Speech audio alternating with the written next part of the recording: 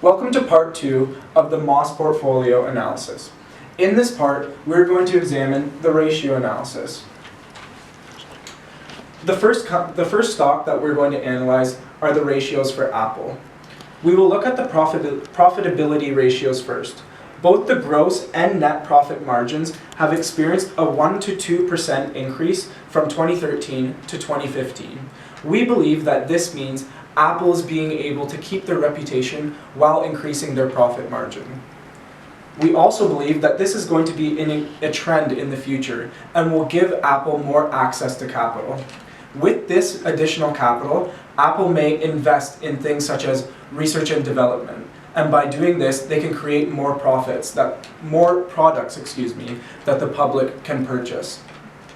These purchases will allow Apple to continue to grow, and with these increased profit margins will also increase the profits. Next, we're going to look at the debt to equity ratio. And as we can see from the year 2013 to 2015, the ratio increased by more than 2 times.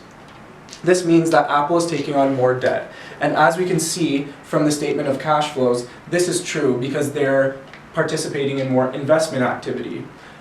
We also believe that this investment activity has been used for the purchase of plant property equipment as well as long-term investments. So this means that Apple is going through a period of growth and looking to expand their operations. Next, we're going to look at the financial ratios for Starbucks. Specifically, the quick ratio. This is an important ratio to look at because Starbucks has a lot of their current assets consist of their inventory. So in 2015, we see that they had a quick ratio of 0.73. This means that Starbucks was only able to cover 73% of their current liabilities with all of their current assets. However, this is not alarming as it may seem, because we're seeing a trend in the balance sheet as current assets have been decreasing while fixed assets are increasing. We believe that this signifies a period of growth for Starbucks and that they are looking to invest in more fixed assets. This is further supported in the statement of cash flows as we see a constant increase in investment in capital expenditures.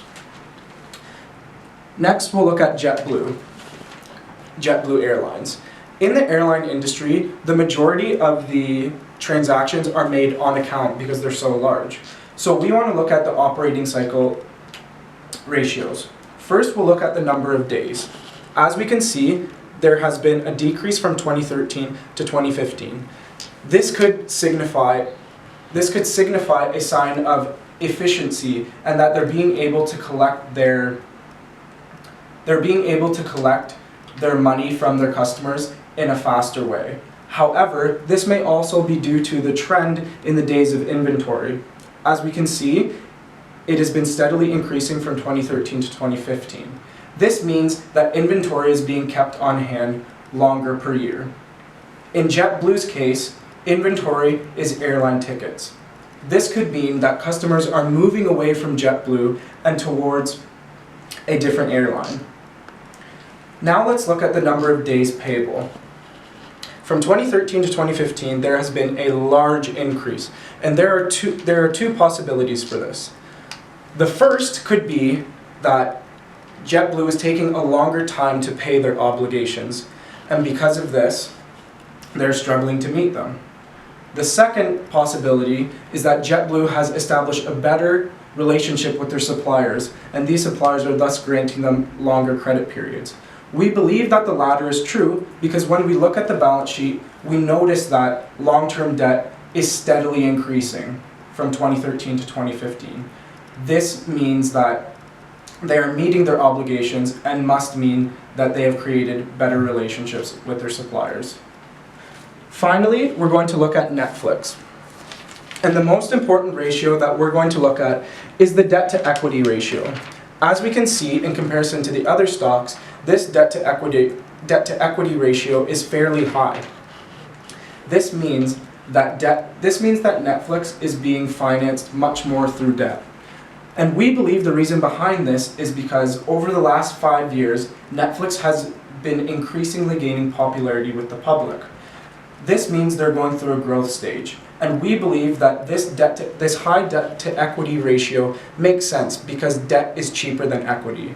So when they're going through this growth stage, it makes sense that they would take on more debt. Thank you for watching part 2, and we'll see you again in part 3.